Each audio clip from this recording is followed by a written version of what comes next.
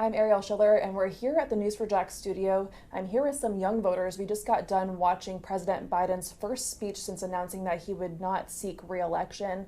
And I'm here with Adia McDonough, Sierra McCann, and Amelia Shepard. You all have different political ideologies.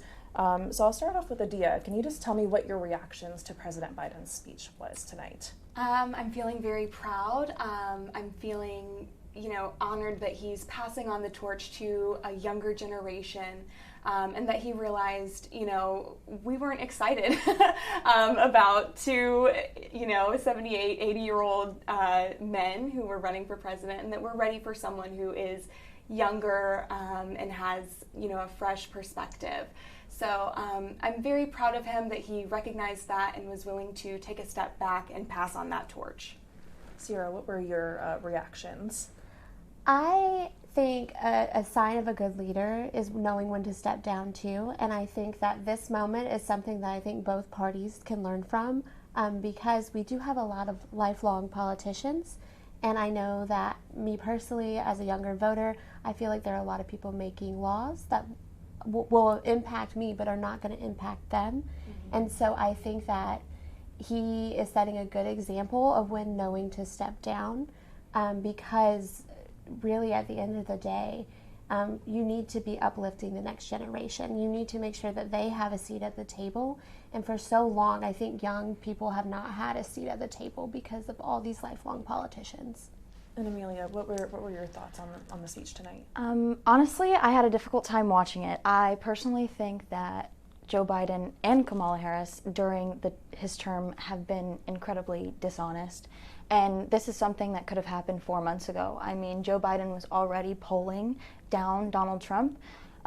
There were already complaints about his age and whether we think that plays a factor into whether or not he's going to win the presidency. But this could have been done a while ago, and if I were a Democrat, I would feel incredibly kind of like backhanded in expecting one candidate and then getting another. With that being said, I still think it's going to be a pretty tight race, but that's how I feel about the speech tonight. So Adia, were there any concerns that you heard from President Biden tonight? The only concern that I have is for him and his health. I'm very excited about Kamala Harris being the new nominee. I'm very excited that it is going to be potentially the first president who is a woman and of South Asian descent. I feel invigorated. I'm ready to work towards getting her elected and working towards helping her campaign. And I am really hoping that this turns Florida blue. Gotcha. Sierra, same question. Are there any concerns about President Biden's speech tonight? Yeah, I think really on both sides we've seen a lot of talk about unity, but quickly backtracked. I've listened to, tonight, that was a great speech, but if we really want to promote unity, we need to keep that going. I think too often in our political climate, people just go straight to the throat. They'll say unity and then go straight to the jugular again. And I think that that's a really big problem because it divides our communities. You see a lot more people not surrounding themselves with anyone who has a different stance. You go on social media and you'll see constant fighting, and I think that in order to really unify the country, I think that there needs to be more bipartisanship. I think there needs to be more listening, and so I am hopeful that Kamala will bring that in. I know that it's going to be a challenge for any politician right now to do that, because that's not what is trending necessarily all the time. But that is my biggest concern, and I will say that I'm just concerned about who her VP could be. I do have questions about what that would look like. I know that there's several contenders out there, but me personally, I would like to see her with someone like Andy Beshear from Kentucky. I think that too often, I'm from the South, I think too often Southern voices are left out of the conversation. So I really think that would be another concern of mine too, is that Southern voice is left out. Gotcha. Amelia, I know you said that, if you were a Democrat, you would have been upset by this move. Were there any concerns just as, an everyday American that you heard from President Biden tonight? Right. So one of my biggest concerns just recently and in the past has been the political polarization and the jabs at the throat and the jabs at the jugulars, like she said. But even before, when it was Trump and Biden, I would have considered Trump the more moderate candidate. And now that Kamala has entered the race, she's even more leftist than Biden is. So I'm interested into seeing how that plays out and how she's going to deviate her policies. I'm almost wondering if Biden just acted as kind of a filter to what Kamala might have been promoting behind the scenes. So, yeah. Interesting. So for you, does this change anything going forward to the November election now that President Biden has stepped down? No, I don't think that I've changed my mind since 2020. I always knew I was going to vote for Trump in the next election. Yeah. And then Sierra, do you have anything that has changed for you going forward to the November election? I know it's pretty historic that we see something happen this late in the election season. Yeah, I think one thing that has changed for me is that there's going to be a woman on the stage talking about women's rights. And I think that's very different than seeing Joe Biden and Donald Trump talk about women's rights, because that's not something that they experience. And so my number one concern going into this election is about a woman's right to choose. And I do think that Kamala can be a great advocate for that. And so I think ultimately at the end of the day, I'm really eager to see whether she officially gets the nomination at the convention, and then I would like to see her on a debate stage. Nadia, same question. Does this change anything for you? This makes me feel like I have hope for the first time in a very long time. Biden was not exciting to me. Kamala Harris is. I strongly disagree with Trump being the moderate candidate. There is nothing moderate about this man. He wants to eradicate women's rights. I am not okay with that. He wants to get rid of Social Security. You can read Project 2025. He is getting rid of so many government programs that are very important. Have you read Project 2025? Absolutely. All 900 pages? No, I've not read 900 pages. I have. But I also read anytime a law goes, and in fact, I read the bill. Right. But Trump has also come out and said that he has never read Project 2025. And I believe he's never read it, absolutely. Right, The man does not read.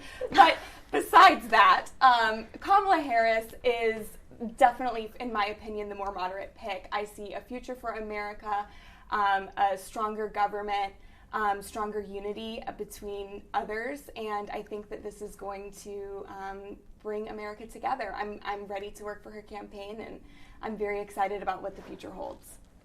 Oh, and if you don't mind me asking, were you guys initially going to vote, or had you were initially going to vote? Yes, or I voted in every election local since I was 18. Yes. So I've never stayed home. I feel like Right. there's like this kind of swath of people who had decided they weren't going to vote because they didn't like Biden and they didn't like Trump, so they were going to step back. And I'm wondering how there's going to be a brand new voter base that she's going to bring in, Yes. which of course I'm very concerned about as someone who would like to see Trump win.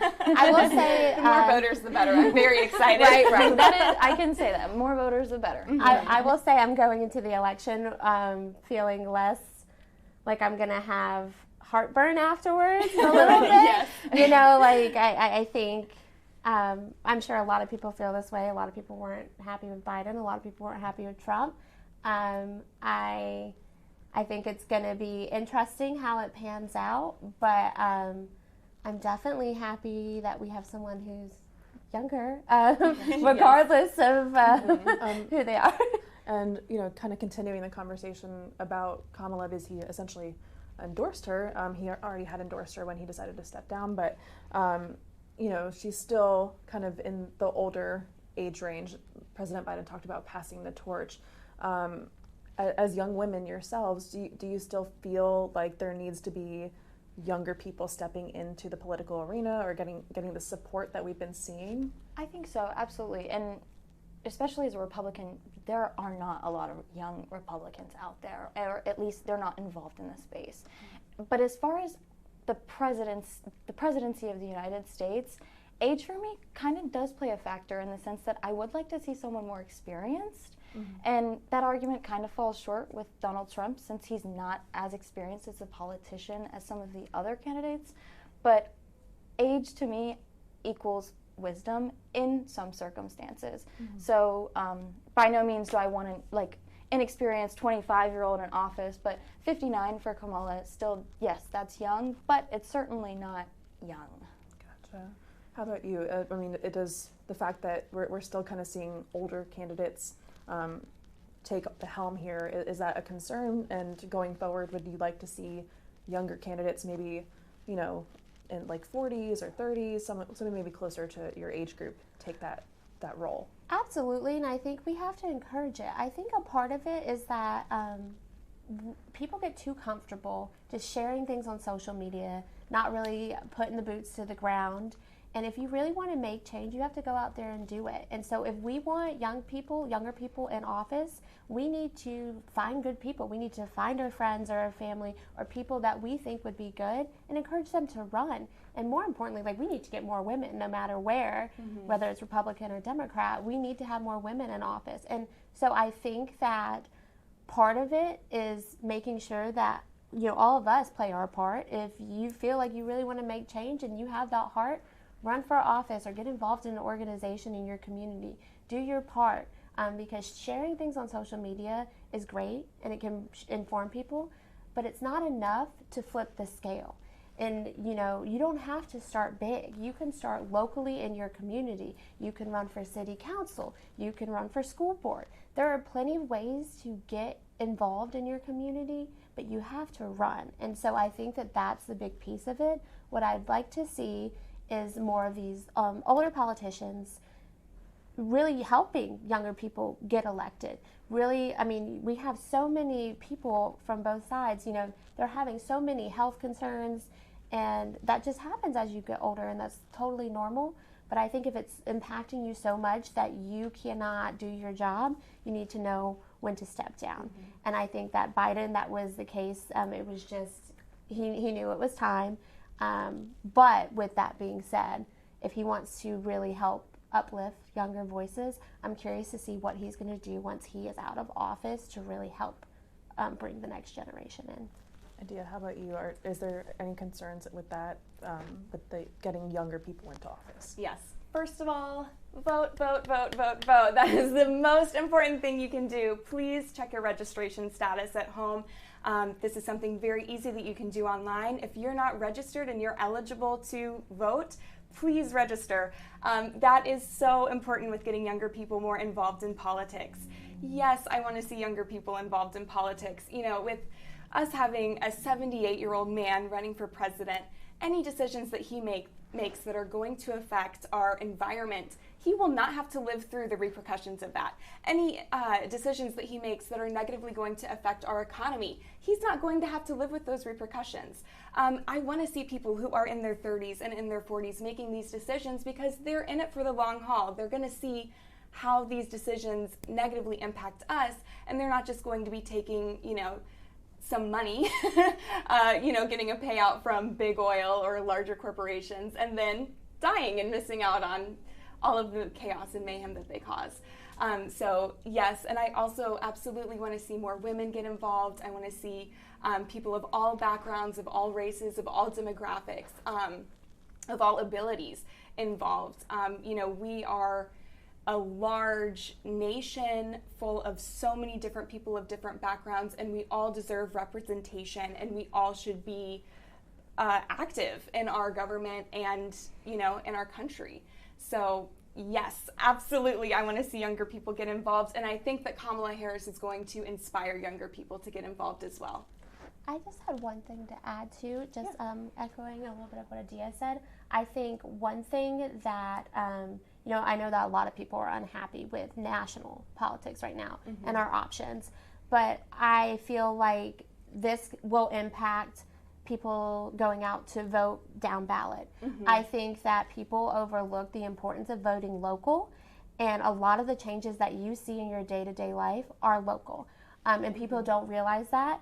It's easy to blame national politics, but I mean, if you're not going out to vote on your school board, for your city council, you're really setting yourself up for failure. And so I like Adia said, I think it's really important for everyone to get out to vote. I think that's the most important thing you can do. And think about all the countries where people don't have that right. There are plenty of people who do not have the right to vote, and so I wouldn't take it for granted. Absolutely. And I do want to add on to that. Vote down your ballot. If you like Kamala Harris or you like Trump and you want to see more of those policies implemented, make sure you are filling in every single circle. Make sure that you are represented at every single level, because that helps your politicians then do the things that you want to see. So that is very important. Thank you so much, Sierra, for adding that. Amelia, do you have anything else to add? I think it's funny that they're throwing around the unity card when I don't feel that Joe Biden has stepped down as a result of his health or his age. I think if it were up to him, he would continue to stay in office. And the switch from Biden to Harris, I believe, is purely a strategy as a part of the Democratic Party, and something we see all too often, especially nowadays, is people voting for the party and not voting for the individual candidates. And that's something that I really think people should get down to do, especially with Kamala Harris, with only 105 days left until her and Trump's election day. It's going to be imperative for Democratic and Republican voters alike to vet the candidates, choose the best candidate for the American people, regardless of their political affiliation. See, I strongly disagree with that. I don't think you should be focusing only on the candidate. You need to also be focusing on what their cabinet is going to do. You need to be focusing on who they're going to nominate for Supreme Court. This is not just one person. This is an entire cabinet, a very large group that is going to impact so many lives, so many different parts of our lives. So you need to take that into consideration. It's not only just Kamala Harris. This is her entire cabinet and the Democratic Party as a whole. And same with Trump. It's not just Trump. It's his entire cabinet. It is the Heritage Foundation and Project 2025. And you need to take that into consideration.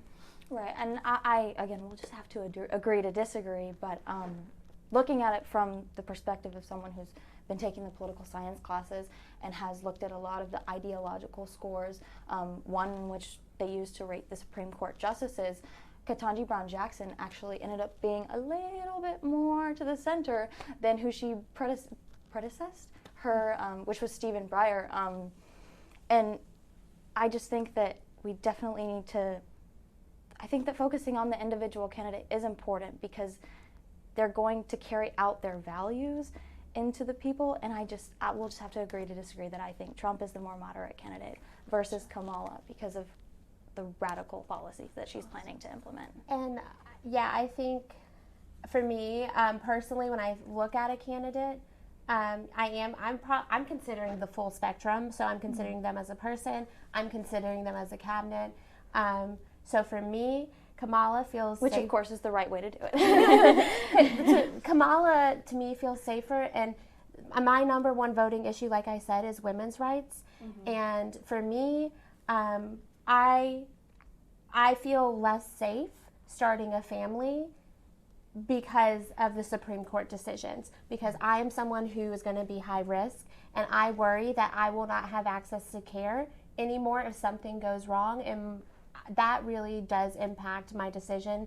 And I think Kamala, it feels a little safer for me with that because I've seen what's happening in women in Texas. We've seen what's happening in women in Idaho.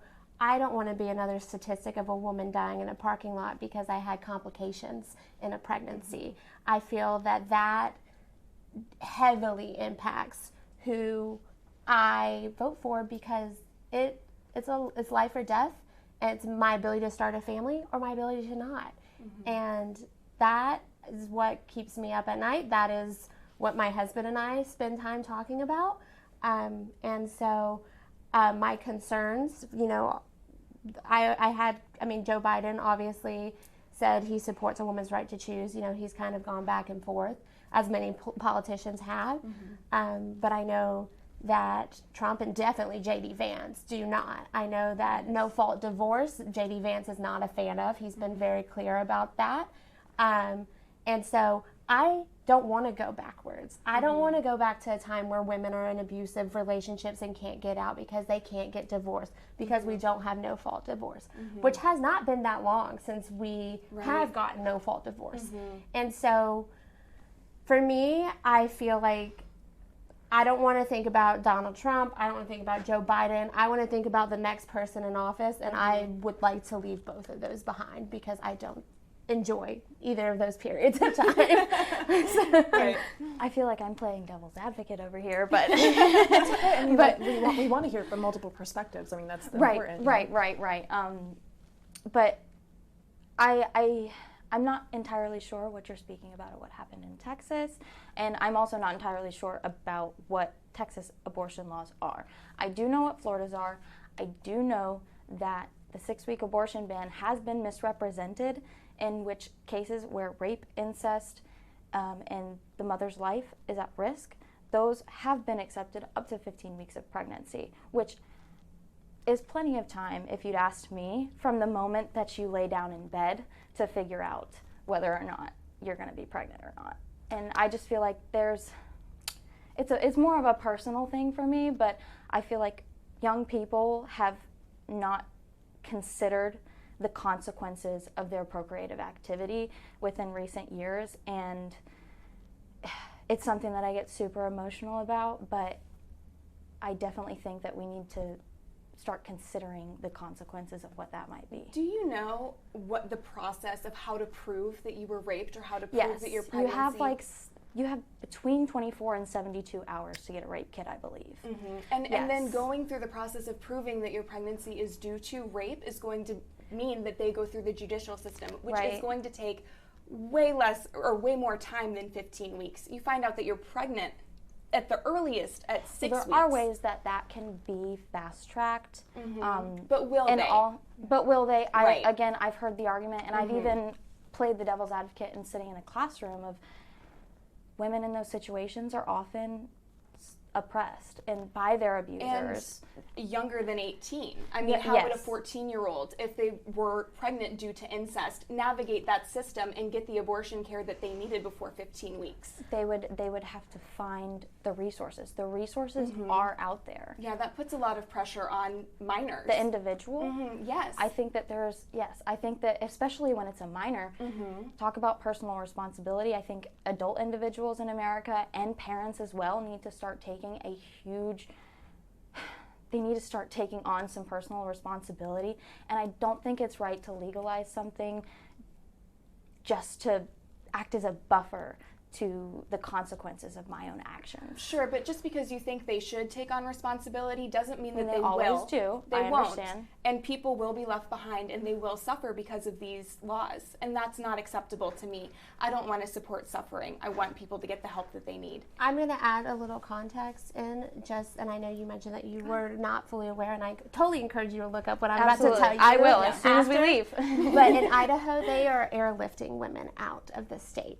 Okay. And that has been a problem, and there is actually Supreme Court cases about that right now, I believe. Yes. Okay. And so, highly encourage you to look that up. In Texas, there is several women who are speaking about this. In particular, so I have had an ectopic pregnancy, and that is not a viable pregnancy. And obviously, it is really hard for any woman that goes through that, especially women who are really trying to have their families. Right. And there's a woman in Texas in particular who wanted a baby, who wanted a family, and they said that the laws were not as clear as they could have been, and doctors would not perform an abortion on her, even though that baby that was not viable. And so they told her essentially that she had to wait until literally it was life and death. And what happened is she went to sepsis, and now she can no longer have children.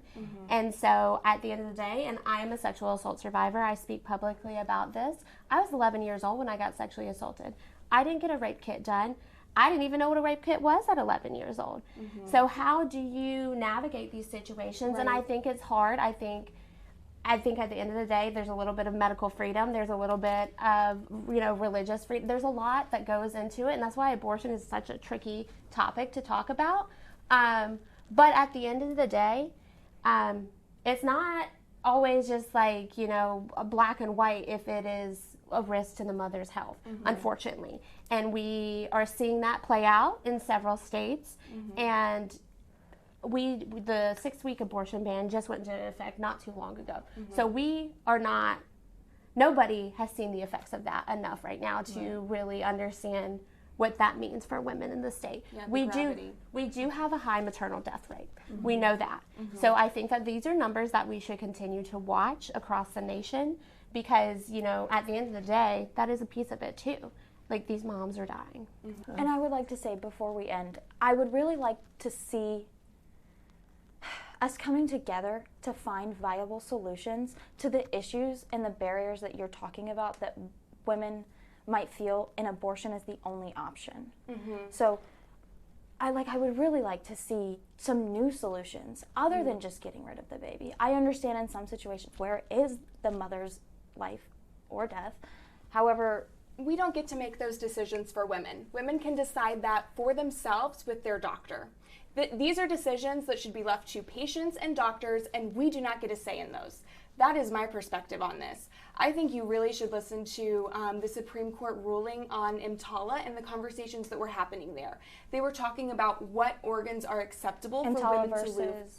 EMTALA versus. It wasn't EMTALA versus something. It was the state of Idaho versus. State of Idaho case.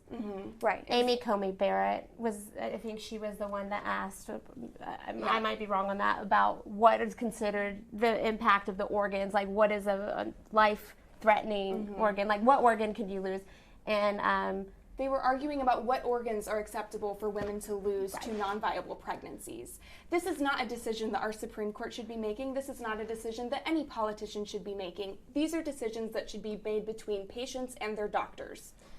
Yeah, I think that's where it gets tricky because we're not all doctors. And I think that's why it's important to have conversations with doctors about it. And I think with a woman's right to choose in particular, there's been a lot of social discourse, but at the end of the day, I'm like a firm believer in medical freedom of all sorts. Right. I think that really those conversations should be happening between you and your doctor, whether it's an abortion, whether it's a vaccine, whether, I don't know, it's Ozempic or not. We can laugh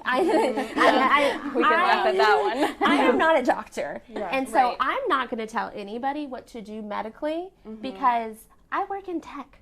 I could talk to you about AI, but I'm not going to tell you like, hey, I think that this is the way you should do things, because that's not my specialty. Don't give me a scalpel or anything. No. Well, again, all great viewpoints, and I appreciate you all being here. Is there, before we wrap up, are there any final thoughts about President Biden's speech? I think he was using a teleprompter. He always uses a teleprompter. All of them do. He got a little fast there, and he had to reel himself back in. Yeah. Oh yeah, all politicians use a teleprompter. Every speech you've ever even heard. at the RNC, you could tell where the teleprompter came in, and then when Trump went off course. Yeah. So I think they all use teleprompters. Yes. But you know what? Maybe it's kind of good that they think about what they're saying before they address a bunch of people, because at the end of the day, they have a lot of power, and there are crazy people out there. And so their words are important, because someone will take what they are saying and go to the extreme, and it could hurt people. So for me, I think at the end of the day, I think Biden did make the right call. I don't think any of us will ever know the exact circumstance around it. We can all theorize why he made the call, but at the end of the day, it's not an easy call to make. And I do think that that's a sign of a good leader, is to step down, because he didn't have to. He could have been stubborn, and he was being stubborn for a very long time. I think the argument about this should have happened a little earlier is fair, because it should have. But here we are, and at least it's happening before the DNC convention. I think we'd be having a very different conversation if this happened after the DNC convention. I just think at the end of the day, we need to make sure that we're getting out to vote, and that I hope this does energize some people, and it could energize them in different ways. I don't know. You know, Republicans could feel more energized one way, Democrats could feel energized, independents. I think that this election is really going to come down to what people actually think is most important to them. Like, because you have two different candidates who the different things are important to them. And I think at the end of the day, this election is going to be decided by women. I do firmly believe that. I think we've seen it time and time again. Black women, moderate women from the suburbs. I think that that's what's going to decide this election. And so I'm glad he has stepped aside, because I was not energized before. I am more hopeful now than I was before. And I think this is one of his better, most recent speeches. Granted that I'm comparing it might with be his last. Yeah, you're right. And I'm comparing it to, you know, some of the other things I've seen, but I think that this was the right move.